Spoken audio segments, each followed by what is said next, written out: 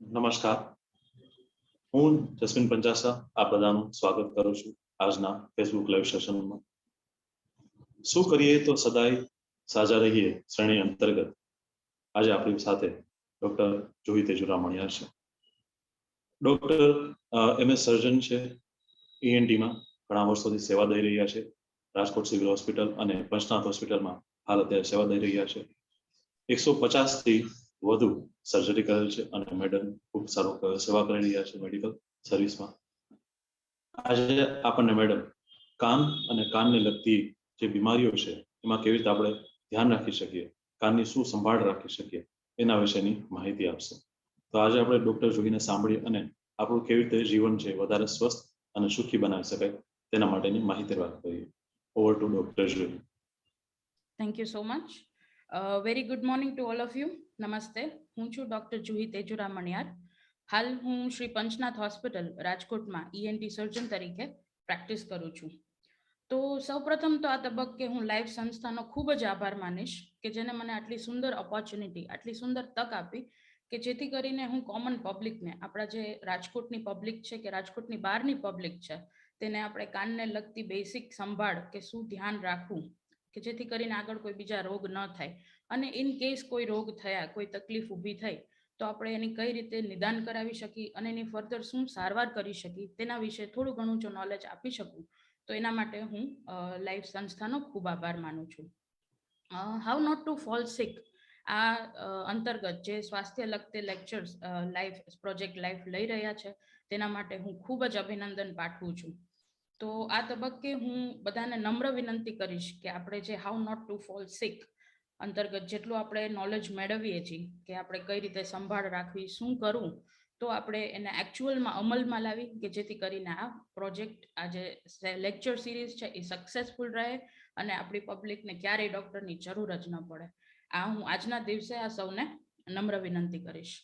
તો આજના હવે આપણે જ્યારે ઘણા ખરા અંશે ઈશ્વરની કૃપાથી કોવિડની મહામારીમાંથી બહાર આવી શક્યા છીએ તો ત્યારે હું કાનનો ખૂબ જ મહત્વનો ફાળો માનીશ કે જેને નાક અને મોઢાને કવર કરી, નાક અને મોઢાને માસ્કને સંભાળી અને આપણને કોવિડ વાયરસથી બચાવ્યો. આપણને સૌને ખ્યાલ છે, that is a very common thing કે જે કોવિડ વાયરસના ટેસ્ટિંગ થતા હતા તો જે કોવિડ વાયરસના એન્ટ્રી પોઈન્ટ્સ હતા એ નાક અને મોઢા વડે જ હતા. તો આપણે કાનનું એક મહત્વનો ફાળો માનવો અચૂકથી જોઈએ. પ્લસ જ્યાં સુધી સરકાર શ્રીમાંથી આપણને ગાઈડલાઇન્સ ન મળે ત્યાં સુધી હું બધાને વિનંતી કરું છું કે માસ્ક પહેરવું ખૂબ જરૂરી છે તાકી વી કેન બી સેફ અને આવી કોઈ મહામારી ફરીથી ન આવે, આવી મુશ્કેલ આપણે ફરીથી ન જોવી પડે તેના માટે આપણે એટલી સાવચેતી રાખીએ. તો સૌ પ્રથમ I will start my lecture with the quote that prevention is always better than cure. હંમેશા આપણે કોઈ બી બીમારીનો ઈલાજ કરાવવા જઈએ એના કરતાં આપણે એટલી સંભાળ રાખી કે આપણને વસ્તુ થાય જ નહીં. Late us all prevent the disease so that આપણે ક્યોર સુધી જવું જ ન પડે. તો આ સંદેશને લઈને આજનો જે ટોપિક છે કે કાનની કઈ રીતે સંભાળ કરવી અને ઇન કેસ કંઈ પણ તકલીફ થાય તો કઈ રીતે તમારે એ લક્ષણનું તમે કન્સલ્ટ કરો, તમે નિદાન કરાવો અને ફર્ધર એની જરૂર પડતી સારવાર કરાવો. તો સૌપ્રથમ તો આપણે ડિટેલ ડિસ્કશન પર જઈએ એ પહેલા આપણે બેસિક કાનની એનાટમી, જે કાનની રચના છે એ સમજી લઈએ. તો સૌપ્રથમ તો can I get the first slide please? Next slide. Yeah thank you. તો તમે જે આ તમારા સ્ક્રીન પર એક ફોટોગ્રાફિક પિક્ચર આવી રહ્યો છે તો એમાં જે નંબર 1 લેબલ્ડ છે એ છે બહારનો કર્ણ. એટલે તમને જે આ બહારનો કાન દેખાય છે એ અને અંદર પડદા સુધીનો ભાગ એને અમારી લેંગ્વેજમાં કહેવાય આઉટર ઇયર, એટલે કે બાહ્ય કર્ણ. બાહ્ય કર્ણ પછીનો ભાગ જે છે એને કહેવાય મધ્ય કર્ણ, મિડલ ઇયર, જે બ્લુઇશ કલરમાં લેબલ્ડ છે કે જેમાં કાનનો પડદો આવે છે અને કાનની નાની નાની 3 હાડકીઓ આવે છે. એના પછી એટલે મિડલ ઇયર, મધ્ય કર્ણ પછી આવે છે અંતઃકર્ણ. અંતઃકર્ણ જે છે એ ખૂબ જ મગજની નજીકનો ભાગ છે. એટલે આ જે બેસિક રચના થઈ outer ear, middle ear and inner ear, એટલે બાહ્ય, મધ્ય અને અંતઃકર્ણ. તો આ બેસિકલી કાન ડિવાઇડેડ છે. આપણને એમ દેખાય કે બહારથી ખાલી આટલો જ છે તો એટલું હોતું નથી. કાન અંદર સુધી કનેક્ટેડ હોય છે અને કાનનું જે કનેક્શન છે એ ડાયરેક્ટ મગજ સુધી હોય છે. કાન અને મગજની વચ્ચે એક જ હાડકી, એક જ પતલી હાડકી સેપરેટિંગ હોય છે. Thank you. No slides please. So thank you. તો નેક્સ્ટ હવે આજના તબક્કે હું એક પોઈન્ટ ઉપર ખૂબ જ એમ્ફસાઇઝ કરવા માંગુ છું કે આપણે બેસિક પોઈન્ટ સમજીએ કે ears are self cleaning organ. ઈશ્વરે કાનની એટલી બધી સુંદર રચના કરેલી છે કે આપણે કાનને સાફ કરવો જરા પણ જરૂરી નથી હોતું. તમે કાનને જ્યારે પણ સાફ કરો, હવે નોર્મલ હું તમને મેકેનિઝમ સમજાવું. આ પોઈન્ટ બહુ આમાં મિસકન્સેપ્શન હોય છે સોસાયટીમાં, એટલે હું થોડો વધારે ટાઈમ આ પોઈન્ટ પર લઈશ કે જે કાનમાં આપણે મેલ જમા થતો હોય છે. હવે નોર્મલ પબ્લિકને અમુક લોકોને એવું ફીલ થાય કે એ મેલ છે that means the person is unhygienic. તો ના, એવું નથી હોતું કે ગંદકી નથી. એ મેલ જે છે એ ખૂબ જ જરૂરી ભાગ છે. એ મેલનો જે પ્રોસેસ હોય છે કે કાનમાં થોડો મેલ બને, સિલિયરી મેકેનિઝમ હોય કાનમાં કે જેથી કરીને થોડો બને, થોડો ત્યાં રહે અને બાકીનો બહાર એની જાતે પુશ આઉટ થઈ જાય છે, ફ્લશ થઈ જાય છે. ફરી થોડો બને, ફરી બાકીનો બહાર ફ્લશ આઉટ થઈ જાય છે. આ એક નોર્મલ મેકેનિઝમ છે. હવે મેલ ત્યાં થોડો રહે તો એનું શું કારણ છે? તો મેલ એક એવી વસ્તુ છે કે જે લુબ્રિકેટ કરે છે, જે તમારી ત્યાંની સ્કિન છે એને ડ્રાય થતા અટકાવે છે. બીજી વસ્તુ, જે બહારથી ફોરેન બોડીઝ આવે છે, જે ડસ્ટ પાર્ટિકલ્સ આવે છે, તો એ ડસ્ટ પાર્ટિકલ્સને એ મેલ પકડી લે છે કે જેથી કરીને એ અંદર ન જઈ શકે, કાનની અંદર, એટલે કે તમારા પડદા સુધી ન જાય. તો એ વસ્તુ જે પ્રોટેક્ટિંગ મેકેનિઝમ છે એ મેલ એ વસ્તુને ગ્રેબ કરી લે છે. પ્લસ એ મેલ ખૂબ જ જરૂરી છે કે જેથી કરીને ઇન્ફેક્શન જે છે, જે બેક્ટેરિયા છે, વાયરસ છે, એ તમારા કાન ઇનર ઇયર સુધી ન જઈ શકે. તો ખાસ કરીને જ્યારે તમે સાફ કરો છો કે ઇયરબડ્સનો યુઝ કરો છો, તો જે મેકેનિઝમ છે કે જાતે જાતે બહાર ફ્લશ થાય, એ મેકેનિઝમ ત્યાં અટકાઈ જાય છે, એ મેકેનિઝમ ત્યાં બ્રેક થઈ જાય છે કે જેથી કરીને એ સાયકલ બ્રેક થાય એટલે મેલ ધીમે ધીમે ધીમે કરીને ત્યાં જામતો જાય છે. લાંબા ટાઈમે મેં મારી અને બીજા ENT સર્જન્સે પણ એમની પ્રેક્ટિસમાં ખૂબ ખાસ જોયેલું હશે કે ઇટ ઇઝ વેરી કોમન કે જ્યારે દર્દી આવે કે ભાઈ કાન એકદમ બંધ થઈ ગયો છે, યંગ પેશન્ટ્સ, એવું નહીં કે ખૂબ જ એલ્ડરલી ને વૃદ્ધાવસ્થાના લોકો હોય, એકદમ યંગ પેશન્ટ જ્યારે આવે કે કાન એકદમ ભારે લાગે છે, સાંભળવામાં તકલીફ થાય છે ઘણી બધી વાર, અને જ્યારે અમે દૂરબીન વડે એક્ઝામિન કરી છીએ તો મેલના ગઠ્ઠા ને ગઠ્ઠા હોય છે. તો દેટ ઇઝ બીકોઝ કે તમે વારંવાર સાફ કરો છો. એટલે તમે દર્દી આવે તો એમ કે હું તો રોજ સાફ કરું છું કાન, તોય મારા કાનમાં કેમ મેલ? તો એ જ જવાબ છે કે તમે રોજ સાફ કરો છો એટલે જ મેલ જામી ગયો છે. તો let us not disturb the natural cycle, કે ઈશ્વરે જે નેચરલ સાયકલ આપી છે, જે નેચરલ મેકેનિઝમ આપ્યું છે કે કાન એની જાતે જ સાફ થાય છે, તો આપણે એ વસ્તુને આપણે એક્સટર્નલ ફેક્ટર્સથી, બહારના જે સેલ્ફ ક્લિનિંગ ડિવાઇસીસથી આપણે એને ડિસ્ટર્બ ન કરીએ. તો let us not consider wax to be unhygienic, આપણે એને ગંદકી ન સમજીએ. તો આ પોઈન્ટ ઉપર મેં થોડો વધારે ટાઈમ લીધો બીકોઝ બહુ કોમનલી જોવામાં આવે છે. સો આઈ વોન્ટ કે આ વસ્તુની ક્લેરિટી ખૂબ જ થઈ જાય, તાકી કોઈ બી એવું પેશન્ટ ન આવે કે જેને આવી રીતે મેલના ગઠ્ઠા થઈ જાય ને પથ્થર જેવો મેલ થઈ જાય. નેક્સ્ટ પોઈન્ટ એ છે કે જ્યારે આપણે કાનમાં ખંજવાળ આવે, આપણે એમને રિલેક્સ થતા બેઠા હોય, કાનમાં ખંજવાળ આવે તો આપણા હાથમાં જે કંઈ હોય, બી ઇટ ચાવી હોય કે પેન હોય, પેન્સિલ હોય કે હેરપિન હોય, કંઈ પણ હોય, આપણે એનાથી તરત જ કાન ખોતરી કાઢી છીએ, આપણે ખંજવાળ કરી લઈએ છીએ. તો એનાથી શું થાય છે? મેં જેમ તમને બતાવ્યું એમ બાહ્યકર્ણનો જે એક માર્ગ છે પડદા સુધીનો, આ બહારનું કાન જે દેખાય છે અને અંદરના પડદા સુધીનું એ ભાગ જે છે, એ સ્કિન એકદમ સેન્સિટિવ હોય છે. તો તમે જ્યારે પેનથી, પેન્સિલથી એને ખોતરો છો તો ત્યાંના જે સેલ્સ છે, ત્યાંના જે નાના નાના હેર કહીએ, બરાબર, એ હેરમાં ઇન્જરી થાય છે, એ હેરમાં ઈજા થાય છે. ઘણી બધી વાર ત્યાં નાની નાની ફોડકી થાય, ફોડકીમાંથી પરુ ભરાય, અને પરુ ભરાય એના પછી ત્યાં સોજો આવતો હોય છે. હવે આ જે છે એને અમે ઓટાઇટિસ એક્સટર્ના કહીએ. તો ઓટાઇટિસ એક્સટર્ના જે થાય છે એમાં એટલો બધો સોજો આવતો હોય છે કે બહુ રેગ્યુલરલી આ ક્લિનિકલ પ્રેક્ટિસમાં મેં જોયેલું છે કે કાન આખો ફૂલાઈ જાય છે. એટલો અંશે ફૂલાઈ જાય છે કે અંદર તમને પડદો પણ નથી દેખાતો. ગમે તેવું નાનું દૂરબીન લ્યો પણ તેમ છતાં પડદો નથી દેખાતો. અને ઘણી બધી વાર આ જે સોજો આવે છે એ સોજાને લીધે એક બાજુનો ચહેરો આખો ફૂલી જાય છે અને ઘણી બધી વાર જડબામાં પેઇન થાય. હવે વસ્તુ કેટલી નાની હતી કે મેં બસ કાન સાફ કર્યો, કાન સાફ કર્યાની બાદ આ એટલી બધી ખૂબ જ ગંભીર તકલીફ થાય છે અને સોજાનો દુખાવો એટલો અસહ્ય હોય છે કે ઘણી બધી વાર, બહુ કોમનલી, અમારે આવા દર્દીને દાખલ કરીને ઇન્જેક્શન્સ પણ આપવા પડે છે કે જેથી કરીને સોજો જલ્દી ઉતરે. એના કારણે જે જડબામાં સોજો આવે છે એના કારણે દર્દી ચાવી નથી શકતું. તો તમે સમજી શકો છો કે એકદમ માઇન્યુટ વસ્તુ છે કે એમાં શું કાન ખંજવાળ્યો તો ખાલી, પણ એને લીધે તકલીફ કેટલી બધી મોટી ઉપજી જાય છે. તો ખાસ કરીને આ માઇન્યુટ પોઈન્ટ ઉપર આજે આપણે ફોકસ કરીએ. આપણે બહુ હાઈફાઈ અત્યારે નથી સમજવું, બેસિક આપણે સમજીએ કે જેથી કરીને આપણે કોઈ રોગ કે કાનને લગતી કોઈ તકલીફ આવે જ નહીં અને તમારે કોઈ ENT ને કન્સલ્ટ કરવું જ ના પડે. તો આ તો થઈ આપણે બેસિક કાન સાફ કરવાની વાત. So let us all pledge કે self cleaning should always be avoided. તો તમને નેક્સ્ટ પ્રશ્ન એમ થશે કે તો જાતે સાફ ન કરું તો કાન સાફ કરવા કેમ? તો એનો જવાબ એ છે કે જેમ આપણે દર 4-6 મહિને બીપી મપાવીએ, બ્લડ રિપોર્ટ્સ કરાવી, રેગ્યુલર ચશ્માના નંબર ચેક કરાવી, આપણને એમ છે કે that is a normal process કે આપણે એ કરવું ખૂબ જ જરૂરી છે. તો એવી જ રીતે દર 4-6 મહિને ENT સર્જનને કન્સલ્ટ કરી અને રેગ્યુલર ચેકઅપ કરવું ખૂબ જ જરૂરી છે, અનિવાર્ય છે. બીકોઝ તમારે જ્યારે બી જરૂર પડે કે ભાઈ ENT સર્જન એક્ઝામિન કરે, થોડો ઘણો મેલ હોય, વધારે મેલ હોય રૂટીન કરતા, તો એ દૂરબીન વડે જે એન્ડોસ્કોપ વડે અમે સક્શન કરીને એને કાઢી કે જેથી કરીને પ્રોફેશનલી કરવામાં આવે કે જેથી કરીને ઈજા ન થાય અને પડદાને પણ નુકસાન ન થાય. તો આ પોઈન્ટે મેં તમને જે સમજાવ્યું સેલ્ફ ક્લિનિંગનું, તો બહારની સ્કિનમાં તો એ ઇન્જર કરે જ છે, પણ એક ગંભીર વાત તરફ હું જાઉં તો જ્યારે ઇયરબડ્સ કે તમે પેન પેન્સિલ યુઝ કરો છો તો એ જ્યારે ખૂબ જ અંદર જાય છે તો ત્યારે એ તમારા પડદામાં કાણું પાડી શકે છે.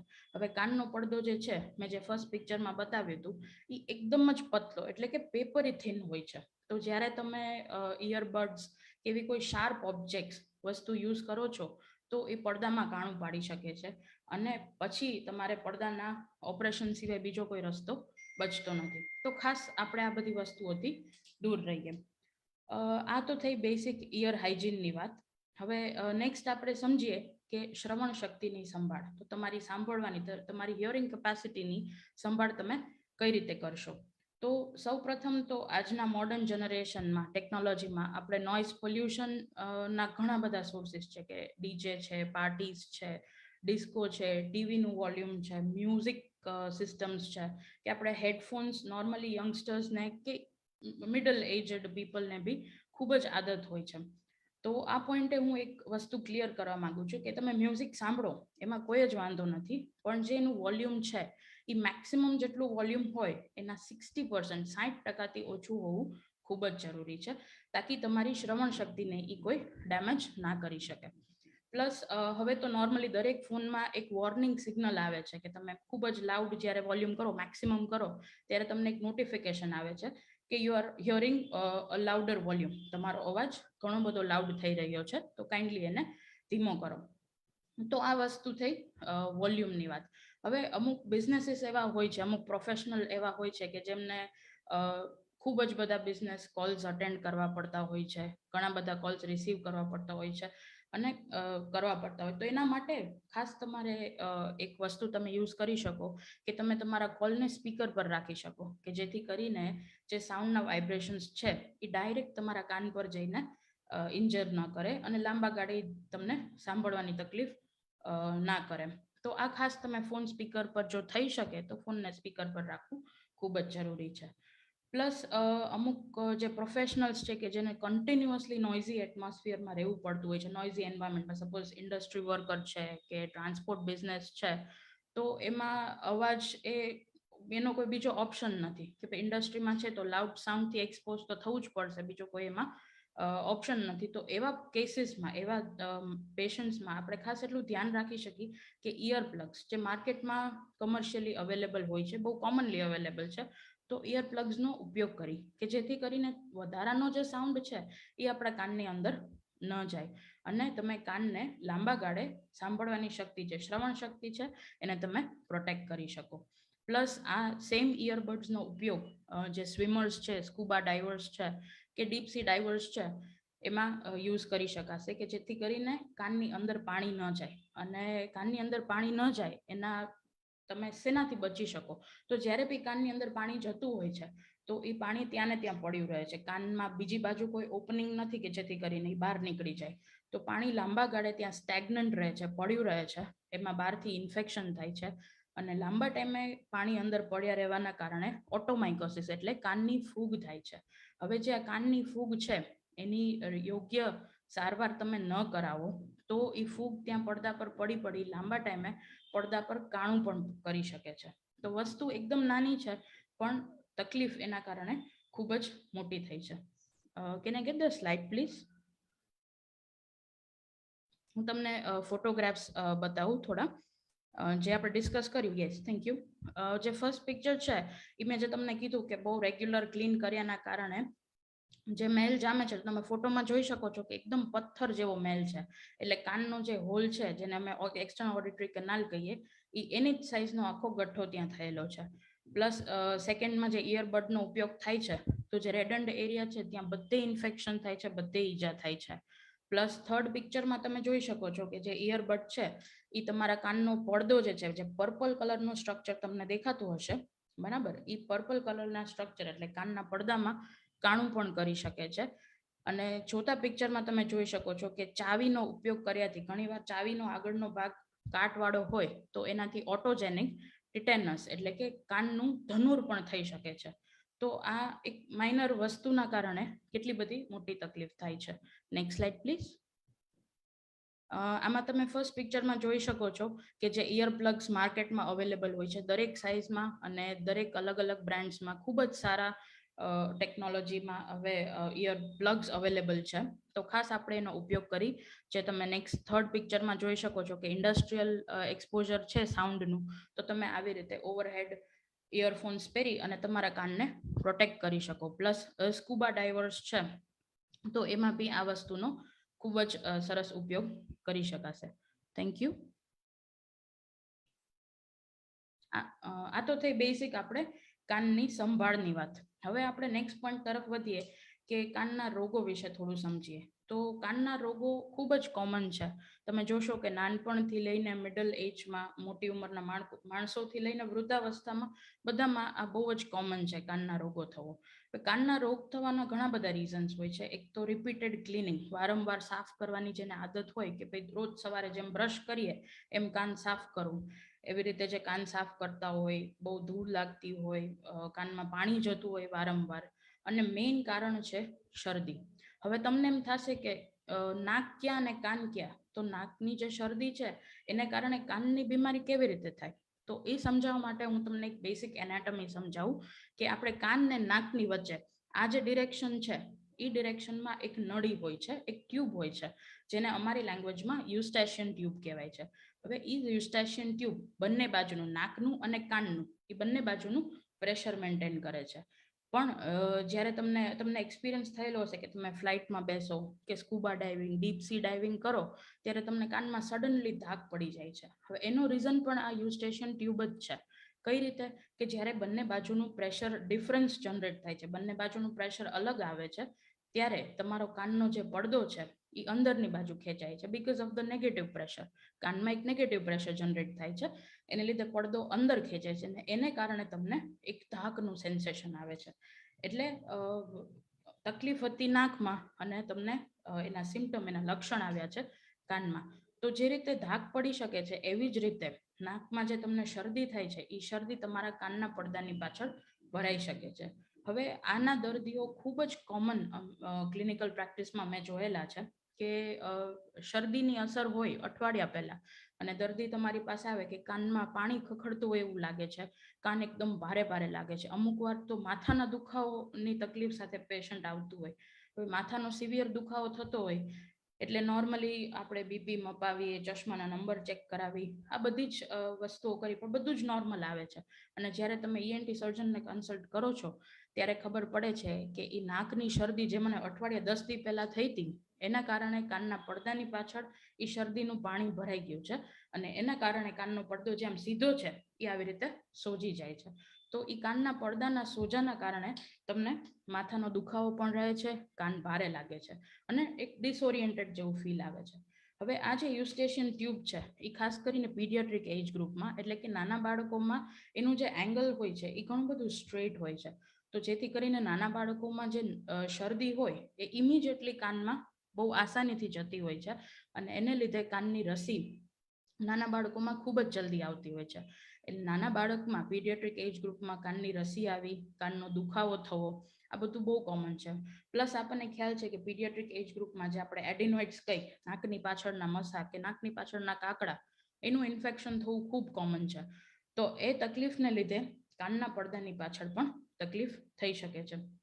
તો આ બધાનું કારણ છે eustachian tube. Can I get the slide please? હું તમને એક યુસ્ટેશિયન ટ્યુબનો એક ફોટોગ્રાફ બતાવું. યસ, આજે આમાં તમને ફર્સ્ટ પિક્ચરમાં જે ગ્રીનિશ સ્ટ્રક્ચર દેખાય છે, જે ગ્રીન કલરનો રસ્તો નળી દેખાય છે, એને કહેવાય યુસ્ટેશિયન ટ્યુબ. તો તમે જોઈ શકો છો જે મધ્ય કર્ણ છે કે જેમાં નાના નાના 3 હાડકી દેખાય છે, એનાથી લઈને કાનના પાછળના ભાગમાં ઈ યુસ્ટેશિયન ટ્યુબ કનેક્ટેડ હોય છે. બીજા પિક્ચરમાં તમે જોઈ શકો છો કે નાકની પાછળના ભાગમાં જે પિંકિશ પર્પલ કલરનું સ્ટ્રક્ચર છે, તો ઈ કાન અને નાકની વચ્ચેની નળી છે. તો જ્યારે બી નાકમાં આપણે જે શરદી થાય છે કે નાકનું કોઈ જાતનું ઇન્ફેક્શન હોય છે, તો એ તરત ને તરત આ જે ગ્રીન પહેલા પિક્ચરમાં અને બીજા પિક્ચરમાં પિંક પર્પલ કલરનું સ્ટ્રક્ચર છે, એના વડે ઈ કાનમાં બહુ આસાનીથી જતું હોય છે. Thank you. તો આ તો થઈ આપણે બેસિક સમજ કે કઈ રીતે કાનની બીમારી કોમનલી થતી હોય છે. હવે દરેક ENT સર્જન જે ક્લિનિકલ પ્રેક્ટિસમાં કોમનલી અમે જોતા હોઈએ છીએ કે કઈ પ્રકારની તકલીફો થતી હોય છે, તેના આપણે અત્યારે ડિવાઈડ કરીએ. તો કાનની મેજર બીમારી, કોમન બીમારી, હું બહુ ડિટેલ ને રેર બીમારીની અત્યારે વાત નથી કરી રહી. જે કોમન બીમારી છે એના મેજર 2 કેટેગરીમાં અમે ડિવાઈડ કરીએ, સેફ CSOM અને અનસેફ CSOM. હવે સેફ CSOM એટલે શું? એટલે કે પરફોરેશન, આપણે જે પડદા પર કાણું પડી ગયું એ જે વાત છે એને સેફ CSOM કહેવાય છે. તો પ્રાઇમરી એના લક્ષણ શું હોય છે? તો લક્ષણમાં એવું છે કે કાનમાંથી રસી આવી, રસીનું પ્રમાણ ખૂબ વધારે હોવું, અને ટેમ્પરરી તમે દવા લો એટલે રસી મટી જાય, પછી ફરી જેમ દવા બંધ થાય એવી રીતે રસી ચાલુ થઈ જાય, સાંભળવાની તકલીફ થવી. તો આ બધા છે સેફ CSOM એટલે કે પડદાના કાણાના લક્ષણ.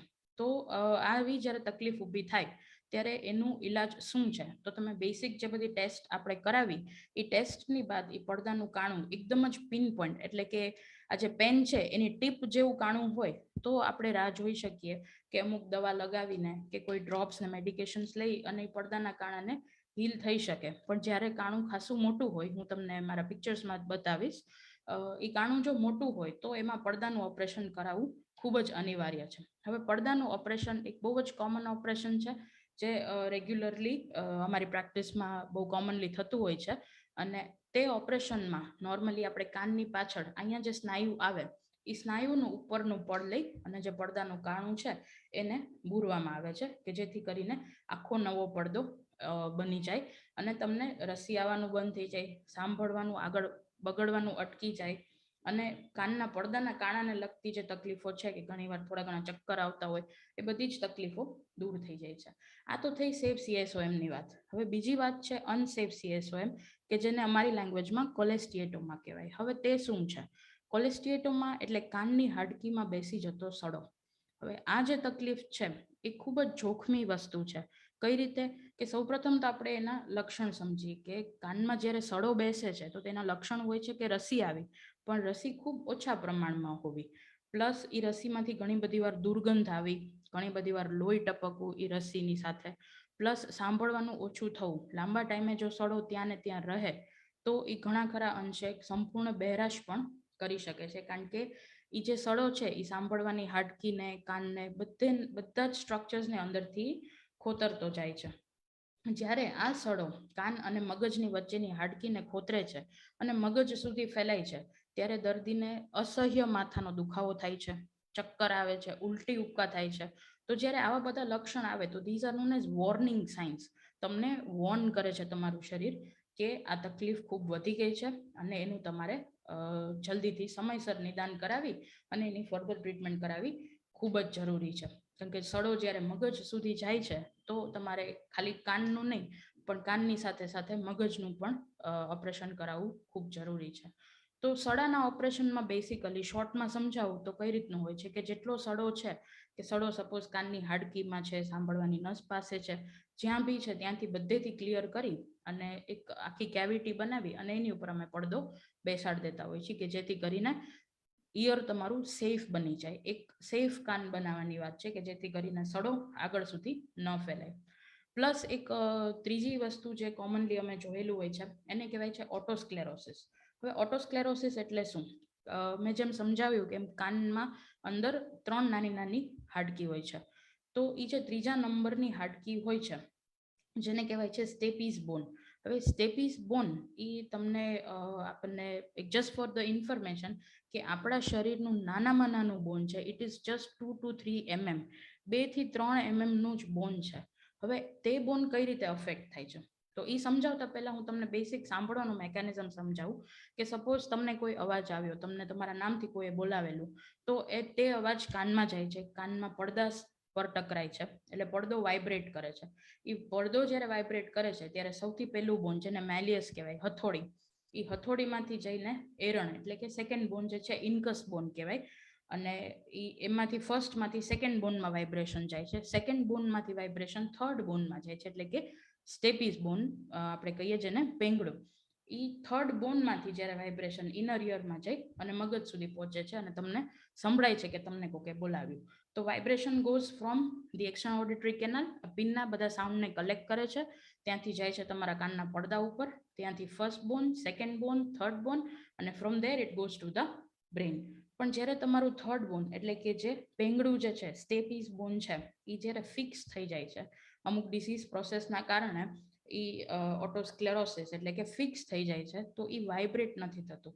અને જ્યારે તે બોન વાઇબ્રેટ નથી થતું ત્યારે દર્દીને સાંભળવામાં તકલીફ થાય છે. હવે આ જે સાંભળવાની તકલીફ છે એમાં જે લક્ષણ પ્રાઇમરી હોય છે, તો એમાં દર્દીને તમારી પાસે જ્યારે અમારી પાસે પેશન્ટ આવે ત્યારે એમ કે મને સંભળાય છે પણ સમજાતું નથી શું બોલે છે. એટલે તમને દૂરથી અવાજ આવે કે કંઈક બોલી રહ્યા છે, we will not get the words કે એક્ઝેક્ટલી શું બોલે છે.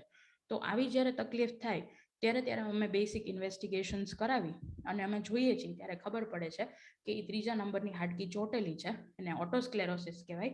અને એનું સર્જરી જે છે, એના સર્જરીમાં એ ત્રીજા નંબરની હાડકીને કાઢી અને એની જગ્યાએ આર્ટિફિશિયલ પિસ્ટન એટલે ટેફલોનના અને બીજી ઘણી બધી ઓલામાં અવેલેબલ હોય છે, ફોર્મેટમાં અવેલેબલ હોય છે. તો એ આપણે પિસ્ટન એટલે કે હાડકીને કાઢી અને કૃત્રિમ બોન એટલે કે પિસ્ટનને ત્યાં બેસાડી, હું તમને હમણાં પિક્ચર્સ બતાવીશ એના એટલે વધારે ક્લિયર થશે.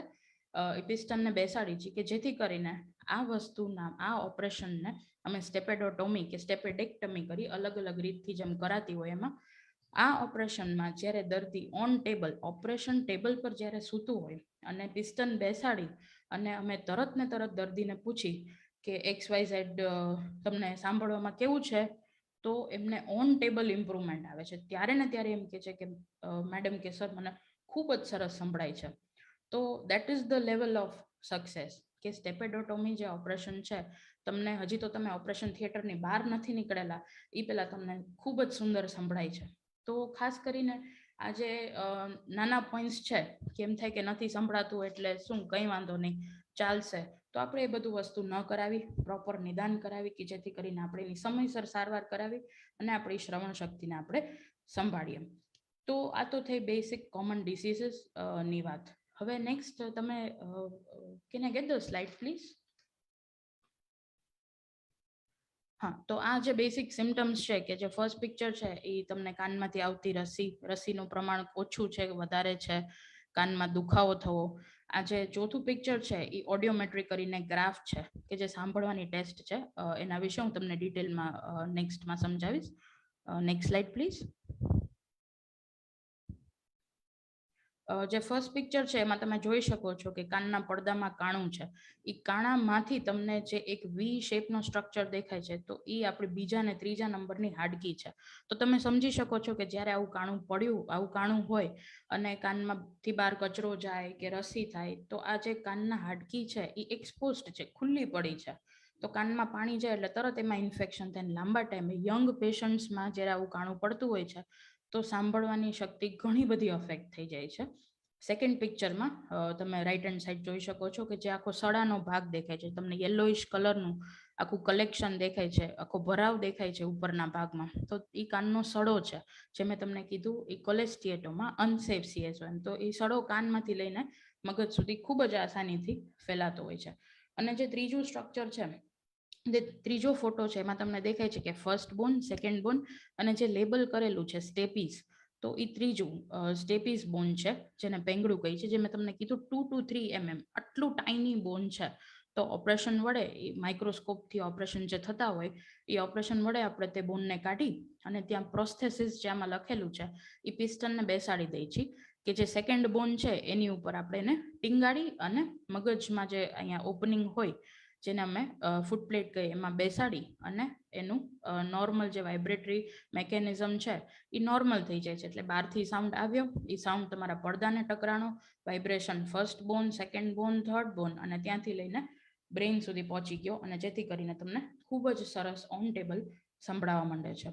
તો આ તો થઈ બેસિક ડિસીઝીસની વાત. Thank you.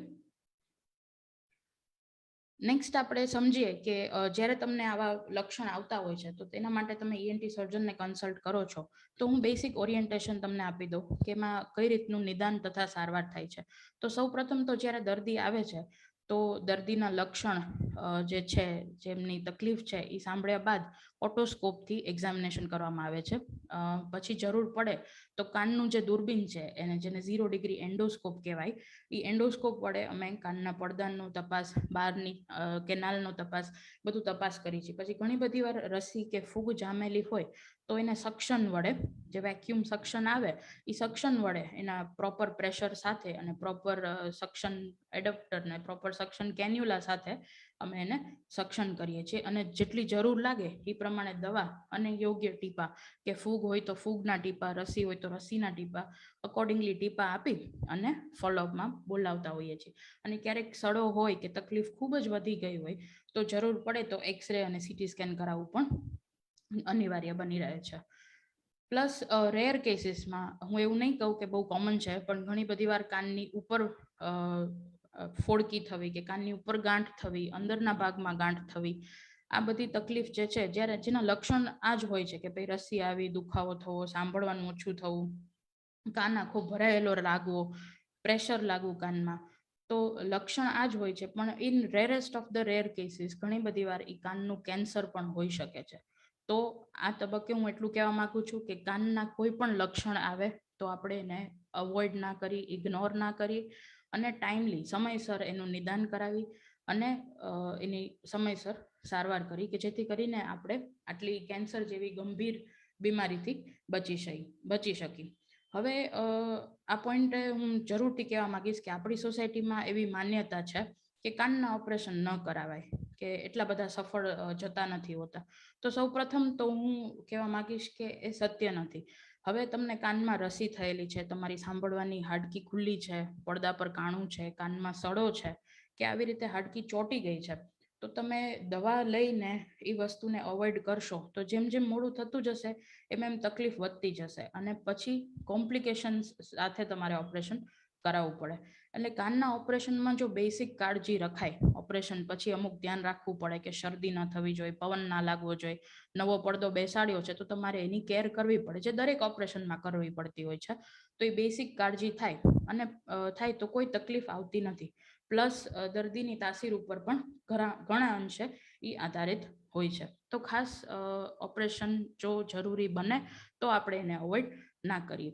તો આ તો થઈ કાનના ઓપરેશનની વાત. હવે નેક્સ્ટ પોઈન્ટ પર આપણે વધીએ કે મેં જે તમને ફોટોમાં બતાવ્યું હતું ઓડિયોમેટ્રી. તો જ્યારે સાંભળવાની તકલીફ થાય છે, મિડલ એજના કે મોટી ઉંમરના લોકો છે તો એ તમને સામેથી કહી દે છે કે ભાઈ ઓછું સંભળાય છે, તો તમે કોઈને કન્સલ્ટ કરો, પ્રોપર ટેસ્ટ કરાવો અને તમે એનું નિદાન કરી શકો. પણ જ્યારે બાળકોના કેસમાં આ તકલીફ થાય છે તો ત્યારે તમે કઈ રીતે એનું ઓબ્ઝર્વેશન કરી શકો કે સપોઝ ઘરમાં બાળક છે તો તમે એટલું ધ્યાન રાખી શકો કે તમને પ્રોપર જવાબ નથી આપતો, પાછળથી તમે બોલાવો છો તો એ તરત રિસ્પોન્ડ નથી કરતો, તમે પૂછો છો શું ને જવાબ શું મળે છે સામેથી. ઘણી બધી વાર સ્કૂલમાંથી પણ ટીચર એમ કહેતા હોય કે ભાઈ છેલ્લી બેન્ચે બેઠો છે પણ અત્યારે પ્રોપર રિસ્પોન્ડ નથી કરતો, કન્વર્ઝેશન પ્રોપર નથી, ભણવામાં પણ થોડું ઘણું આમ ડલ ગ્રેડ ચાલી રહ્યો છે. તો આ બધા સાઇન્સ છે કે કંઈક પ્રોબ્લેમ છે કાનને લગતો, તો આપણે એનું સમયસર નિદાન કરાવી અને જેથી કરીને આપણને ડાયગ્નોઝ થાય અને જે જરૂર પડે એ આપણે એની સારવાર કરાવી શકીએ. હવે આમ તો જોવા જઈએ તો ન્યૂબોર્ન હિયરિંગ સ્ક્રીનિંગ પ્રોગ્રામ અંતર્ગત આ ગવર્મેન્ટની ગાઈડલાઇન્સ છે કે ઇટ ઇઝ કમ્પલસરી કે દરેક નવા જન્મેલા બાળકમાં જે બેસિક સાંભળવાની ટેસ્ટ છે એ સ્ક્રીનિંગ કરવું ખૂબ જ જરૂરી છે. એટલે બાળક હોસ્પિટલમાંથી ડિસ્ચાર્જ થાય જન્મ બાદ તો તે પહેલા એ સાંભળવાનો ટેસ્ટ કરાવવું કમ્પલસરી હોય છે. તો આપણે એ જરૂરથી કરાવી અને આપણે એને અવોઇડ ના કરી કે જેથી કરીને આપણે લાંબા ટાઈમે એ બાળકની એક માઇનર તકલીફને તમે અવોઇડ કરો અને મોટી ઉંમરે કે મિડલ એજમાં એ તકલીફ ના કરે. તો આ ટેસ્ટ શું હોય છે? તો ઓડિયોમેટ્રી, પ્યોર ટોન ઓડિયોમેટ્રી કરીને ટેસ્ટ હોય છે. તો ઓડિયોમેટ્રી એક માપ છે કે જેમ તમને ચશ્માના નંબર આવે તો આપણે એનો નંબર એના મશીન વડે આપણે પ્લોટ કરીએ છીએ કે ભાઈ આટલા નંબરના ચશ્મા છે. એવી જ રીતે ઓડિયોમેટ્રી અમારા ફિલ્ડમાં એક માપ છે કે કઈ પ્રકારની બેરાશ છે, કેટલી બેરાશ છે અને બેરાશનું તમને આગળ ટ્રીટમેન્ટ, એની સારવાર શું કરવાની છે. કે અમુક બેરાશમાં અમુક વાર ઓડિયોમેટ્રી થાય તો સાંભળવાની નસ સુકાતી હોય છે વૃદ્ધાવસ્થામાં, તો એનું તમે કઈ રીતે ટ્રીટમેન્ટ કરી શકો. અમુક વાર ઓડિયોમેટ્રી જે તમે કરો તો એમાં તમને ઓડિયોમેટ્રીથી જ ખ્યાલ આવી જાય કે સાંભળવાની હાડકી ચોંટી ગઈ છે. મેં તમને જે કીધું કે જે હાડકી ચોંટી જવાથી થતી બહેરાશ કે જેમાં સંભળાય પણ સમજાય નહીં, તો તેનું નિદાન પણ ઓડિયોમેટ્રીથી થઈ શકે છે. તો ઓડિયોમેટ્રી પ્રોપર ઓડિયોલોજિસ્ટ પાસે કરાવી અને ENT સર્જનને બતાવી અને એનું પ્રોપર ડાયગ્નોસિસ કરાવવું ખૂબ જ જરૂરી છે. કારણ કે એનાથી તમને આગળ ખ્યાલ આવશે કે કઈ રીતની તકલીફ છે અને તમારે એનું આગળ શું કરવાનું છે. હવે આપણને એક નોર્મલી એક સોસાયટીમાં એક ટેબુ છે કે ભાઈ સાંભળવાનું મશીન પહેરે છે. તો હિયરિંગ એડને જે આપણે ટેબુ માની છીએ એ આપણે કમ્પ્લીટલી અવોઇડ કરવું જોઈએ, because that is not true. કારણ કે આપણને જ્યારે ચશ્માના નંબર આવે છે તો આપણે એક સ્ટાઇલ સ્ટેટમેન્ટ, એક ફેશન સ્ટેટમેન્ટ સમજી અને આપણા ફેવરેટ કલરની ફ્રેમ, એકદમ સ્ટાઇલિશ મોડર્ન ફ્રેમ આપણે પરચેસ કરીને ચશ્મા પહેરતા હોઈએ છીએ. તો એવી જ રીતે જેમ આપણને દ્રષ્ટિમાં તકલીફ થાય છે તો આપણે આપણી આંખને હેલ્પ કરવા માટે ચશ્મા પહેરી છીએ, તો તેવી જ રીતે જો આપણને સાંભળવામાં તકલીફ થાય છે તો આપણે કાનને કેમ ના હેલ્પ કરી? કાનનો શું વાંક? તો સૌ પ્રથમ તો હિયરિંગ એડને આપણે બિલકુલ જ ટેબુ કન્સિડર ન કરવું જોઈએ. હવે નોર્મલી એમ થાય કે ભાઈ થોડું ઘણું ન સંભળાય તો ચાલશે, પણ એ ચાલશેમાં તકલીફ કેટલી થાય છે કે જ્યારે માણસ ફેમિલીમાં કે ફ્રેન્ડ સાથે બેઠું હોય અને ન સંભળાતું હોય તો એને આઇસોલેટેડ, એકલતા અનુભવે છે. સાથે સાથે ઘણી બધી વાર એને ઇરિટેબલ સ્વભાવ થઈ જાય છે, ચીડચીડિયો સ્વભાવ થઈ જાય છે. કારણ કે દર્દીને સમજાતું નથી, સંભળાતું નથી કે બધા શું વાત કરી રહ્યા છે. ઘણી બધી વાર માનસિક પરિસ્થિતિ સુધી પણ આ વાત પહોંચી શકે છે.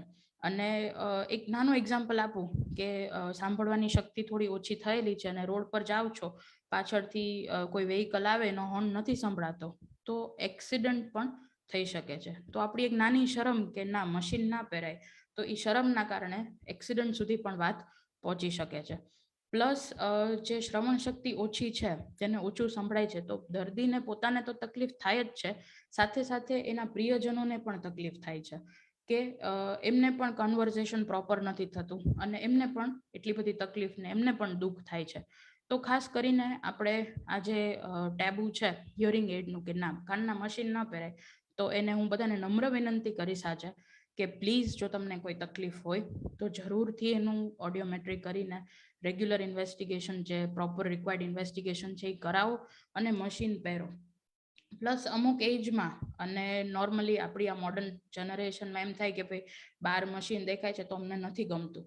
તો હવે અમારા ફિલ્ડમાં એટલી બધી નવી ટેકનોલોજી ડેવલપ થઈ છે કે જે હિયરિંગ એડ છે, જે કાનનું સાંભળવાનું મશીન છે, એ છેક કાનની અંદર બેસી જાય છે કે બહારથી દેખાતું પણ નથી કે તમે મશીન પહેરેલું છે.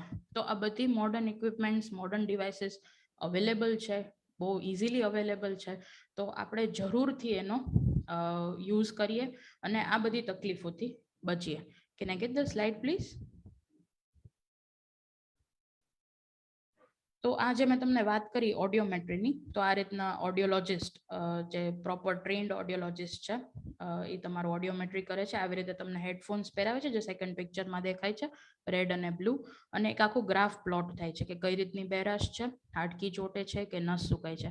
અને ત્રીજું જે કોમન સોસાયટીમાં આપણે જે હિયરિંગ એડ અવેલેબલ છે, અને મેં તમને જે મોડર્ન ટેકનોલોજી કીધી એના પણ ઘણા બધા આપણે ઇન ધ કેનાલ ને ઘણી બધી સારી ડિવાઇસીસ અવેલેબલ છે કે જેથી કરીને બહાર પણ ન દેખાય. Next slide please.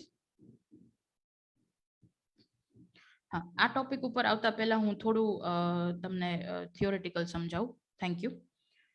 એક બીજો મહત્વનો મુદ્દો હું ડિસ્કસ કરીશ એ છે ફોરેન બોડીઝ ઇન ઇયર. હવે નાના બાળકથી લઈને મિડલ એજમાં આ ખૂબ જ કોમન છે કે નાના બાળકોને તો એક આદત હોય છે કે જે બી હાથમાં આવે એ કાનના કે ગળામાં નાખી દેવું. એટલે કાનમાં જ્યારે વસ્તુ જતી રહે છે ત્યારે તકલીફ, આપણે સપોઝ નાક કે ગળામાં કંઈ ફોરેન બોડી જાય, કોઈ બી બાહ્ય પદાર્થ જાય કે સિંગદાણો છે કે એવું કંઈ નાકમાં કે મોઢામાં જાય છે, જ્યારે મોઢામાં જાય છે ત્યારે ઘણી બધી વાર અન્નળીની સાથે સાથે શ્વાસ નળીમાં પણ જાય છે. તો જ્યારે શ્વાસ નળીમાં જાય તો આપણે ઇમરજન્સીમાં અડધી રાતે પણ દોડીને ENTનું કન્સલ્ટ કરી અને એની યોગ્ય ટ્રીટમેન્ટ કરાવી છે. પણ જ્યારે એ જ વસ્તુ કાનમાં જાય છે તો આપણે ઘરગથ્થુ ઉપચાર કરીએ છીએ કે લસણવાળું તેલ નાખીએ કે આપણી જાતે કોઈ બી પિનથી કે ઇયરબડથી એને કાઢવાનો પ્રયત્ન કરીએ છીએ. તો એનાથી શું થાય છે કે એનાથી વસ્તુ બહાર તો નીકળતી જ નથી, પણ એના કરતાં વધારે અંદર જાય છે. એ કેનાલ જે છે એ રસ્તો છે એમાં અંદર સુધી જાય છે. ઘણી બધી વાર પડદાને ચોંટી જાય છે, પડદા પર નુકસાન કરે છે અને આજુબાજુની સ્કિનમાં જ્યાં તમે ક્લીન કરવાની, જેને રિમૂવ કરવાની અટેમ્પ્ટ કરી હોય છે એને લીધે ત્યાં સોજો આવે છે. એટલે જ્યારે તમે ના છૂટકે તમને એમ થાય કે ભાઈ નથી જ નીકળતું, તમે કોઈ ENTને કન્સલ્ટ કરો છો ત્યારે બહારની સ્કિનમાં એટલો બધો સોજો આવી ગયો હોય છે, કાનની બહારની જે કેનાલ છે એ આખી ફુગ્ગાની જેમ ફૂલાઈ ગઈ હોય છે. આ બહુ કોમનલી અમે જોયેલું છે, એટલે હું થોડું વધારે એમ્ફસાઇઝ કરું છું કે એ એટલી ફુગ્ગાની જેમ ફૂલાઈ ગઈ છે કે અમારા માટે પણ એ કાઢવું ખૂબ જ ડિફિકલ્ટ રહે છે અને નીકળી તો જાય પણ તમને દુખાવો અને કોમ્પ્લિકેશન્સ વધી જતા હોય છે. પ્લસ મોટી એજના, મિડલ એજના, મોટી ઉંમરના લોકોમાં પણ આ કોમન છે કે જ્યારે ઇયરબડનો ઉપયોગ કરી છે, તો ઇયરબડ વિશે મેં તમને સમજાવ્યું કે બહાર વાગે છે, પડદા પર કાણું પડે છે, તે બધું તો થાય જ છે. પણ I will not hesitate in saying કે આ જે ઇયરબડ નું રૂ છે, મેં મારી અત્યાર સુધીની પ્રેક્ટિસમાં જોયેલું છે કે મિડલ એજમાં મોટી ઉંમરના લોકો જ્યારે આવે છે ત્યારે એ ઇયરબડનું રૂ કાનના પડદા ઉપર ચોંટેલું હોય છે અને દર્દી આવે કે ભાઈ મને 2-4 મહિનાથી ઓછું સંભળાય છે, કોઈ મેડિકલ સ્ટોરમાંથી ડ્રોપ્સ ને ઘણી બધી વાર આઈ હેવ પ્રેક્ટિકલી સીન કે પેશન્ટ હિયરિંગ એડ સુધી પહોંચી જાય છે કે એમને લોકલી કોઈ ટેસ્ટ કરાવ્યા વગર હિયરિંગ એડ લઈ લીધું કે ભાઈ નથી સંભળાતું તો ઉંમરના કારણે હશે. અને જ્યારે ENT પાસે, અમારી પાસે આવે છે અને અમે દૂરબીનથી જોઈએ છીએ તો અંદરથી નીકળે છે ઇયરબડનું રૂ. હવે એ રૂ તમે જેવું બહાર કાઢી લો એટલે દર્દીને નોર્મલ સંભળાવા માંડે. તમે જ્યારે કન્સલ્ટ નથી કર્યું ત્યારે તમે મશીન સુધી પહોંચી ગયા જ્યારે તમારે મશીનની જરૂર હતી જ નહીં. નાના બાળકોમાં હું તમને નેક્સ્ટ હમણાં એક બતાવીશ જેમાં બાળકે ટીવી રિમોટનું બટન કાઢીને કાનમાં નાખેલું હતું. તો એ રિમોટનું બટન જ્યારે કાનમાં જતું રહ્યું હતું તો દર્દીને કમ્પ્લેન્સ હતી કે એને 2 મહિનાથી કાનમાં રસી આવતી હતી, દુખાવો થતો હતો, મેડિકલ સ્ટોરમાંથી ડ્રોપ્સ ને ટેબ્લેટ્સ ને એવું લીધું હતું પણ ન મટ્યું. હવે કોઈ બી ટીવી રિમોટનું બટન છે એ કોઈ બી ડ્રોપ્સ કે ટેબ્લેટ્સથી મટવાનું જ નથી. એટલે તમે જો ટાઈમલી ENTને કન્સલ્ટ કરી લો તો એ બટન નીકળી જાય અને તમારી તકલીફમાંથી તમને રાહત મળી જાય. તો ખાસ કરીને જે સેલ્ફ રિમૂવલ છે કે તમે ઘર બેઠા જે પ્રયત્ન કરો છો તો એ બધા પ્રયત્નોને અવોઇડ કરો કે જેથી કરીને આ કોમ્પ્લિકેશન્સ ન થાય. Can I get the picture? Slide please. હું તમને ફોટોગ્રાફ્સ બતાવીશ. મારા જ ક્લિનિકના પિક્ચર્સ છે. I have presented only a couple of pictures. કે જે ફર્સ્ટ છે 4 વર્ષનું બાળક હતું કે જે બ્લુ તમને દેખાય છે એ ટીવી રિમોટનું બટન કાનમાં જતું રહ્યું હતું અને દૂરબીન વડે ખૂબ જ કાળજીપૂર્વક અમારે એને કાઢવું પડે કારણ કે ફર્સ્ટ એક બાળક છે એટલે તરત જ હલી જાય. પ્લસ એનેસ્થેશિયા આપવાનું જોખમ પણ વધી જાય એટલે એનેસ્થેશિયા આપ્યા વગર નીકળી જાય તો એનો પ્રયત્ન અમે વધારે કરતા હોય. પ્લસ સેકન્ડ જે છે એ 6 વર્ષના બાળકમાં કાનમાં મોતી જતું રહ્યું હતું. તો આ બધી કન્ડિશન્સમાં સેલ્ફ ટ્રીટમેન્ટ ન કરવું જોઈએ. પ્લસ મેં જેમ કહ્યું કે મોટામાં કે મિડલ એજના, મોટી ઉંમરના માણસમાં તમે જોઈ શકો છો કે I will describe a couple of them કે એક જીવજંતુ એટલે કે કાનમાં માખી જતી રહી હતી. તો તમે 46 યર ઓલ્ડ મેલનો જે મેં ફોટો મૂક્યો છે તો એ મારા જ ક્લિનિકનો ફોટો છે કે જેમાં દર્દી આવેલું કે મને કાનમાં કંઈક ફરે છે એવું ફીલ આવે છે, મને ખંજવાળ આવે છે અને જ્યારે મેં જોયું ત્યારે અંદર પડદા પર, એકદમ જ પડદા પર ચોટેલી એક માખી હતી. તો ખાસ કરીને આ ફોરેન બોડીઝ ઇન ઇયર ઉપર આપણે આજે એમ્ફસાઇઝ કર્યું. Thank you. હવે આગળ આપણે સમજીએ કે નેક્સ્ટ પોઈન્ટ છે કાનની બૂટ. હવે જ્યારે કાનની બૂટ લચકી જાય છે, કે જે હોલ આપણે જેને ઓપનિંગ કહીએ એ મોટું થઈ જાય છે, કે ઘણી બધી વાર કપાઈ પણ જાય છે, તો ઘણા સામાજિક પ્રશ્નોને લઈને આપણે એની ટ્રીટમેન્ટ નથી કરાવતા. તો ખાસ કરીને એ ન કરવું જોઈએ. આપણે કોઈ બી નોન મેડિકલ પર્સન પાસે ન કરાવતા આપણે એને પ્રોપર ENT સર્જન પાસે એનું ટાંકાવાળું એક ખૂબ જ નાનું ઓપરેશનથી એનું સ્ટીચ થઈ જતું હોય છે. તો ભગવાનની આટલી ઈશ્વરની આટલી સુંદર રચનાને આપણે સુંદર જ રાખી કે જેથી કરીને દરેક ફિમેલ માટે, દરેક સ્ત્રી માટે એનું ઇયરિંગ એ સુંદર રીતે પહેરી શકે અને એમાં કોઈ બીજી તકલીફ થાય નહીં. બીજો એક નાનો પોઈન્ટ હું એમ્ફસાઇઝ કરવા માંગુ છું કે ઇયર પિયર્સિંગ, કે જે ઇયરિંગની જગ્યા છે, જે આપણે નોર્મલ બુટ્ટી પહેરી છે, એ હોલ એ જે વિંધાવેલું છે, એના સિવાયની જગ્યાએ હવે ન્યુઅર જનરેશનમાં એક ટ્રેન્ડ આવેલો છે કે મલ્ટિપલ પિયર્સિંગ કરતા હોય છે. તો ખાસ મલ્ટિપલ ઇયર પિયર્સિંગ તમે જ્યારે નોન મેડિકલ પર્સન પાસે કરાવો છો કે પછી બહુ બધા કરાવો છો, તો એમાં ઘણા બધા કેસીસમાં this we have seen commonly in our clinics કે એ જે હોલ થાય છે એ આ ભાગમાં હોય છે. તો તમારી કાનની પોચી હાડકી છે, એટલે કાનની પોચી હાડકીમાં જ્યારે એ મલ્ટિપલ હોલ કરો છો ત્યારે એમાં ઇન્ફેક્શન થાય છે, જેને અમે કહીએ પેરિકોન્ડ્રાઇટિસ. એ પેરિકોન્ડ્રાઇટિસ એટલું બધું મેજર કોમ્પ્લિકેશન બની રહે છે કે કાનમાં સોજો આવે છે. ઘણી બધી વાર આખા કાનમાં એટલો બધો સોજો આવે છે કે કાનનો આખો આકાર પણ બદલાઈ જાય છે. તો ખાસ કરીને આપણે બહુ છેડછાડ ન કરીએ. ઈશ્વરની આટલી સુંદર રચના છે એને આપણે બહુ પિયર્સિંગને એવું ના કરીએ. પ્લસ આ તો થઈ ઇયર પિયર્સિંગની વાત. હવે જેમ મેં તમને કાનનું ડિસ્કસ કર્યું એમ શોર્ટમાં તમને કહું તો નાક અને ગળામાં બી આ ફોરેન બોડીઝ ની તકલીફના લીધે ઘણી બધી કોમ્પ્લિકેશન થાય છે. નાકની જે પડદાની હાડકી ત્રાંસી હોય કે જે આપણે કહીએ વધતી હાડકી, કે ગળામાં કાકડાની તકલીફ હોય છે, થાઇરોઇડની તકલીફ હોય છે. થાઇરોઇડમાં ઘણી બધી વાર દર્દીને એમ થાય છે કે ગળામાં કંઈક ખટકે છે, ભારે ભારે લાગે છે, અને એન્ડોસ્કોપી કરાવે છે અને અન્નળીની તપાસ કરાવે છે, અને જ્યારે ENT પાસે આવે છે તો ત્યારે ડાયગ્નોઝ થાય છે કે થાઇરોઇડનો સોજો છે કે જેને ઓપરેશન કરીને કઢાવવું જરૂરી છે. તો લાઈફ સંસ્થાને જો ભવિષ્યમાં અનુકૂળતા હશે અને આપણે કોઈ એવું ચાન્સ થશે તો ડેફિનેટલી હું બાકીનું નાક અને ગળા અને થાઇરોઇડને એ લગતા બીજા બધા આપણે પ્રશ્નો અને બીજી બધી ટોપિક્સ વિશે આપણે સંભાળ તથા એની સારવાર પર જરૂરથી ડિસ્કસ કરીશું. તો I will happily conclude my lecture with the famous proverb of the famous American author Helen Keller કે when you lose your vision you lose contact with things. જ્યારે તમારી દ્રષ્ટિ, તમારી જોવાની શક્તિ પર અસર થાય છે ત્યારે તમારો જે સંપર્ક છે એ વસ્તુઓ સાથે છૂટી જાય છે, કે તમને વસ્તુ દેખાતી નથી કે ક્યાં ઊભા છો, શું છે. પણ when you lose your hearing, જ્યારે તમારે you loose contact with people, જ્યારે તમારી સાંભળવાની શક્તિ પર અફેક્ટ થાય છે, જ્યારે શ્રવણ શક્તિ પર અફેક્ટ થાય છે, ત્યારે તમારો સંપર્ક જે છે એ માણસો સાથે છૂટી જાય છે. તમારા જે નિયર એન્ડ ડિયર વન્સ છે, તમારા પ્રિયજનો છે, તેની સાથેનો સંપર્ક તમારો છૂટી જાય છે. તો ખાસ કરીને આ એકદમ જ અમૂલ્ય આપણું કાન તથા એની શ્રવણ શક્તિ જે છે એની આપણે ખૂબ જ સરસ રીતે સંભાળ રાખી, રિસ્પેક્ટ કરી અને જરૂર પડે તો એનું યોગ્ય નિદાન અને સારવાર કરાવી. Stay blessed, stay healthy, happy hearing. Thank you so much.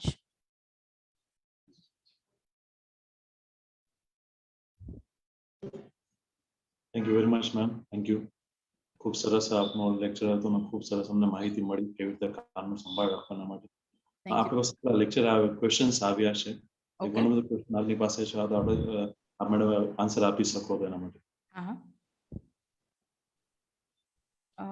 Okay, so Manik, I will read loudly. A question avelo છે કે my father is 70 years. Before 2 months he was having severe cough and cold for a week, and afterwards suffering from hearing issue. We consulted ENT and it was diagnosed that there is a hole in the eardrum and liquid was there in the ear, plus swelling, pain and all. Now the liquid is not there, but due to hole in the eardrum, little liquid issue is there. Ma'am, what you suggest, is my father supposed to operate for eardrum at 70 years of age? His ear vein in both ears are also getting dry, and because of that little hearing loss is there. હવે આ ખૂબ જ સરસ પ્રશ્ન આવેલો છે કે 70 યર્સની એજ છે તો કાનમાંથી જે ક્વેશ્ચન હું સમજી હિસાબથી કાનમાંથી રસી પણ આવે છે શરદીના કારણે, અને સાંભળવાની નસ પણ સુકાય છે. તો 70 યર્સની એજ છે અને નસ કેટલા અંશે સુકાય છે મેં તમને જે સમજાવ્યું કે અમારી પાસે એક ગ્રાફ આવે, તે ગ્રાફમાં મેં જોઈ શકી કે ઘણી બધી વાર જે સાંભળવાની તકલીફ છે એ ખાલી કાણાના લીધે હોય છે અને નસ એટલી બધી નથી સુકાતી. તો એ ગ્રાફ જો મને જોવા મળે કે એ સાંભળવાની તકલીફ એ હોલના લીધે છે કે સાંભળવાની નસ સુકાણી છે એને લીધે છે, તો તેના પરથી નક્કી કરી શકાય. જો હોલના લીધે એ સાંભળવાની તકલીફ થયેલી છે તો જરૂરથી એનું ઓપરેશન કરાવવું જોઈએ, કારણ કે એ હોલ ઉપર નવો પડદો આવી જશે તો સાંભળવાનું ઇમ્પ્રુવમેન્ટ ડેફિનેટલી દર્દીને બીજા દિવસથી થઈ જશે. પણ જો નસ સુકાણી હશે અને ખૂબ જ વધારે સુકાઈ ગઈ હશે, જે ગ્રાફમાં અમે જોઈ શકીએ, ડાયરેક્ટ તો ખ્યાલ ન આવે, પર્સનલી મારે ગ્રાફ જોવો પડે, તો જો ખાલી નસ સુકાણી હશે તો પછી તમારે ટેમ્પરરી રસી માટે દવા લઈ અને કાનની સંભાળ રાખી અને ઓપરેશન કરાવવું પછી જરૂર નથી બનતું અને પછી મશીન પહેરવાની જરૂર પડે. અને મશીનમાં પણ હું તમને એક વસ્તુ ક્લિયર સમજાવવા છે કે જ્યારે મશીન તમે હોલ સાથેના કાનમાં પહેરો છો ત્યારે મશીનમાં ઇન્ફેક્શન થવાના ચાન્સીસ ખૂબ વધી જાય છે. તે મશીન પહેર્યું છે, કાનમાં હોલ છે, એટલે રસી વારંવાર થાય છે તો મશીનના થ્રુ પણ સંભળાતું નથી હોતું. એટલે હજી લાસ્ટ વીક જ એક પેશન્ટ ઓપરેટ કરેલું, 80 યર્સ ઓલ્ડનું પેશન્ટ હતું કે જેને કાનના પડદામાં કાણું હતો અને થોડી ઘણી નસ સુકાણી હતી. તો એ પડદાનું કાણું જ્યારે બુરાઈ ગયું અને પેશન્ટ ફોલોઅપમાં 1 વીક પછી આવેલું તો પેશન્ટના હિયરિંગ ઇમ્પ્રુવમેન્ટ ખૂબ જ છે. એટલે ફર્સ્ટ પોઈન્ટ કે ગ્રાફ જોવો પડે કે વધારે તકલીફ કાણાના લીધે છે કે નસના લીધે છે. જો કાણાના લીધે હોય તો જરૂરથી ઓપરેશન કરાવાય અને નસ ખૂબ જ સુકાણી હોય તો ઓપરેશન કરાવવું ન કરાવવું એનું ડિસિઝન આની ઉપરથી લઈ શકાય કે જો વારંવાર રસી આવતી હોય તો તમારે એ રસી સહિતના કાનમાં મશીન ફંક્શન નહીં કરે, ચાલશે નહીં, તો તમારે ઓપરેશન કરાવવું જરૂરી છે. Thank you ma'am. આના સિવાય મેડમ હજી એક ક્વેશ્ચન આવેલ છે કે ઇમરજન્સી કોઈ હોય, રાતનો ઓડ ટાઈમ હોય યા તો કોઈ એવી જગ્યા હોય કે જ્યાં આપણે કોઈ ડોક્ટરને પહોંચી ના શકીએ એમ હોય અને કાનમાં કઈ જીવજંતુ કે એવું કઈ ચાલ્યું જાય તો એવા ઇમરજન્સીના ટાઈમમાં કેવી રીતે મેડમ હેન્ડલ કરી સિચ્યુએશન, એના માટે કઈ આપણે એડવાઇસ? તો ગુડ ક્વેશ્ચન કે જ્યારે કાનમાં આવી રીતે જીવજંતુ જતું રહે છે અને તમે ઓડ જગ્યાએ હો છો તો તમે જે ઇયરના ડ્રોપ્સ આવે છે કે બેસિક મેલ ડિઝોલ્વ કરવાના ડ્રોપ્સ આવે છે કે ઇન્ફેક્શનના ડ્રોપ્સ આવે છે, તો એકદમ પ્રોપર સંભાળથી કાન આવી રીતે ઉપરની બાજુ ખેંચી અને તમે ડ્રોપ્સ નાખી શકો કે અંદર સુધી જતા રહે કે જેથી કરીને એ જીવજંતુ ત્યાં મરી જાય. કારણ કે I have seen in my OPD, મેં ઘણા બધા આવા પેશન્ટ જોયેલા છે કે જ્યારે દર્દી આવે છે તો એકચ્યુઅલી જીવતું જીવજંતુ હોય, જેમ મેં તમને માખી બતાવી તો માખી એકચ્યુઅલી લિવિંગ હતી, તો એ તમારે આખા કાનમાં ગોળ ગોળ ફરે તો આજુબાજુની બધી સ્કિનમાં અને પડદા પર ઈજા કરી શકે અને પડદાને નુકસાન પહોંચાડી શકે. તો તમે ડ્રોપ્સ નાખી દો કે જેથી કરીને એ જીવજંતુ છે એ એટલીસ્ટ ત્યાં મરી જાય અને આગળ ડેમેજ કરતું અટકી જાય અને પછી જેટલું જલ્દી બને એટલું તમે ઈએનટી પાસે દૂરબીનથી એને કઢાવી શકો. Thank you ma'am. આના સિવાય જે ક્વેશ્ચન છે કે બાળકોના કાનમાં ઘણીવાર રસી થઈ જાય છે તો એના માટે આપણે અત્યારે ત્યારે શું કરી શકાય એવા ટાઈમે? હા, એટલે મેં જે તમને સમજાવ્યું યુસ્ટેશન ટ્યુબ રિલેટેડ કે બાળકોમાં રસી થવી કોમન છે, દેટ ઇઝ બીકોઝ ઓફ શરદી કે નાક છે કે નાકની પાછળના કાકડા છે, મસા છે, તો એમાં જ્યારે ઇન્ફેક્શન થાય છે તો એ તરત કાનમાં, કારણ કે એ લોકોની જે યુસ્ટેશન ટ્યુબ છે એકદમ સીધી હોય છે, તો બાળકોની જે કાનની રસી છે એનું પ્રોપર ડાયગ્નોસિસ, નોર્મલી બાળકોને તકલીફ હોય તો પીડિયાટ્રિક પાસે જતા હોય છે અને પીડિયાટ્રિશિયન જે તમને ટ્રીટમેન્ટ કરે છે, પણ પીડિયાટ્રિશિયનની સાથે સાથે ઈએનટી સર્જનને બતાવી અને રસી ક્લીન કરાવી જોઈએ જેથી કરીને તમને અર્લી ખબર પડે, ખૂબ જ જલ્દી ખબર પડે કે પડદા પર કાણું થયું છે કે શું. અને ઘણીવાર પડદા પર ખાલી આવી રીતના સોજો હોય, આ સીધો પડદોની બદલે ફૂલાયેલો પડદો હોય, તો એ પોઈન્ટે તમે જો ઈએનટી સર્જનને કન્સલ્ટ કરો તો એ સોજામાંથી કાણું થતું અટકાવી શકો. કારણ કે સોજો બહુ લાંબા ટાઈમ રહેશે તો અંદરની રસી ફાટી પડદાને ફાડી અને બહાર આવી જશે અને પડદા પર કાણું થશે. તો તમે ટાઈમલી ઈએનટી સર્જનને બાળકોના કેસમાં પણ કન્સલ્ટ કરી લો તો એક્ઝેક્ટ આઈડિયા આવી જાય અને તમે બાળકને આગળની તકલીફમાંથી બચાવી શકો છો. નેક્સ્ટ એક ક્વેશ્ચન છે કે નાવા જઈએ યા તો પાણી વહ્યું જાય યા તો કોઈ આપણે સ્વિમિંગ કરવા જઈએ ત્યારે પાણી વહ્યું જાય કાનમાં, તો એવા સમયે એ વસ્તુને કેવી રીતે, એ સિચ્યુએશનને કેવી રીતે હેન્ડલ કરી મેમ? હા, એટલે સૌથી પહેલા તો એવી રીતના જ્યારે પાણી જતું હોય છે તો ત્યારે એન્ટીબાયોટિકના ડ્રોપ્સ આવતા હોય છે, ઇયર ડ્રોપ્સ, તો તમે ઇયર ડ્રોપ્સને અંદર કાનમાં નાખી શકો કે જેથી કરીને એ જે બહારનું પાણી છે, ગંદુ પાણી છે, હવે બી ઇટ સ્વિમિંગ પુલનું પાણી છે તો બી એકદમ સ્ટરાઇલ વોટર તો નથી જોવાનું, તો એ પાણી અંદર પડ્યું રહે અને એમાંથી ફૂગ થાય એના કરતાં તમે એન્ટીબાયોટિકના ડ્રોપ્સ નાખી દો કે જે તમને દરેક મેડિકલ સ્ટોરમાં ઇઝીલી અવેલેબલ હોય છે. તો તમે ટેમ્પરરી એ ટ્રીટમેન્ટ કરી શકો. અને પ્લસ એના પછી મેં તમને જેમ સમજાવ્યું કે એ પ્રમાણે વેક્યુમ સક્શનથી અમે એ જે અંદર પડેલું પાણી પ્લસ એ જે ટીપા છે એને અમે ક્લિયર કરી દઈએ છીએ કે જેથી કરીને તમારો પડદો સેફ રહે છે. તો આ તમે ટેમ્પરરી આ ટ્રીટમેન્ટ કરી શકો. અને મેડમ એના માટે કેટલીક વેઇટ કરો કે અરાઉન્ડ એક બે દિવસની અંદર સીધું ડાયરેક્ટલી ડોક્ટર પાસે પૂછી જાવ કે 2-4 કલાક વેઇટ કરી શકાય? એટલે મારા પ્રમાણે નોર્મલી તમે ડ્રોપ્સ નાખી અને એકાદ રાત સપોઝ તમને અડધી રાતે કે એવું કઈ તમને આવી તકલીફ થઈ છે કે ભૂલથી પાણી જતું રહ્યું છે કે ડે ટાઈમમાં થયું છે તો જેટલું જલ્દી તમે કન્સલ્ટ કરશો એટલું જલ્દી તમને રિલીફ મળશે. તો મારા પ્રમાણે આઈડિયલી જો એક્સેસિબલ હોય કોઈ બી ઈએનટી સર્જન તો વેઇટ ના કરવું જોઈએ. લાસ્ટ એક ક્વેશ્ચન છે કે આ કાનના ઓપરેશન માટે થોડી હજી લોકોને ડર હોય છે કે ક્યારે કરાવવું, એના માટે થોડીક મેડમ આપણું હજી એકવાર આપણે ઓલરેડી બહુ સારી રીતે એક્સપ્લેન કરી દીધું, અગેન એકવાર થોડું એક્સપ્લેન કરી શકો તમે? ડેફિનેટલી. હવે મેં જે તમને સમજાવ્યું કે પડદામાં કાણું છે તો એના માટે હું એમ નહીં કહું કે ભાઈ આજે કાણું પડ્યું ને તમે આને અઠવાડિયે કે કાલને કાલ અર્જન્સીમાં ઓપરેટ કરાવો. તો એના માટે યુ કેન વેઇટ કે તમારા કન્વિનિયન્સ હિસાબથી. અને રસી સુકાય, સૌથી મોસ્ટ ઇમ્પોર્ટન્ટ પોઈન્ટ કે રસી સુખાયેલી હોવી જોઈએ. કાન એકદમ સેફ હોવો જોઈએ, એકદમ ક્લિયર હોવો જોઈએ. કારણ કે રસી સહિત નવો પડદો જ્યારે અમે બેસાડી ત્યારે નવા પડદામાં પણ તકલીફ થવાના ચાન્સ ખરા. એટલે શરદી ને એવું બધું ન હોય ત્યારે તમે કરાવી શકો. પણ વેન ઇટ ઇઝ અબાઉટ કે કોલેસ્ટિએટોમાં જ્યારે કાનમાં સડો છે તો મારા પ્રમાણે તમારે એમાં બિલકુલ પણ રાહ ન જોવી જોઈએ. કારણ કે કાન ને મગજની વચ્ચે જેમ મેં કહ્યું એક જ લેયર છે. તો એ કાનનો સડો તરતથી મગજમાં ફેલાશે અને પછી જે વસ્તુ ખાલી કાનના ઓપરેશનથી થઈ જતી હતી એમાં તમારે કાનની સાથે મગજ પણ ખોલાવવું પડે અને મગજનું પણ ઓપરેશન કરાવવું પડે. ઘણી બધી વાર આપણે જે કહીએ કે ગુમડું થઈ ગયું મગજમાં, પરવું ભરાઈ ગયું, તો એ પરવું કાનમાંથી મગજમાં જતું હોય છે. તો સડાના કેસમાં it is my humble request, બધાને નમ્ર વિનંતી કરીશ કે એમાં તમે ડરના હિસાબથી કે જે અમુક સોસાયટીમાં માન્યતા છે કે ના ભાઈ કાનના ઓપરેશન ન કરાવાય, તો એવું ના કરશો. અને પ્લસ તમે જ્યારે બી ઈએનટી સર્જનને કન્સલ્ટ કરશો તો તમને એ ડિટેલમાં સમજાવશે કે તમારો સડો ક્યાંથી ક્યાં જાય છે અને આપણે કઈ રીતે ઓપરેશન કરશું. એટલે તમે કોઈને કન્સલ્ટ કરશો તો તમારા 2-5 પ્રશ્નોના તમારો જે ડર છે એ નીકળશે અને તમે રિલેક્સ્ડ થઈને ઓપરેશન કરાવી શકશો કે જેથી કરીને આગળ તકલીફ ન થાય. Thank you very much ma'am. It was wonderful lecture. ખૂબ તમને સારી અને સરળ ભાષામાં આપે માહિતીને આપી જેથી લોકોનું જીવન, જે આજના ક્વેશ્ચન આવતા હોય જ્યારે આવી ઇમરજન્સી આવતી હોય ત્યારે લોકોને બેઝિક નોલેજ નથી હોતું, આપના નોલેજથી લોકોને ઘણું મદદ થશે અને લોકોની લાઈફ છે ખૂબ ઘણી ઇઝી થશે. Thank you very much. આપનો ખૂબ ખૂબ આભાર.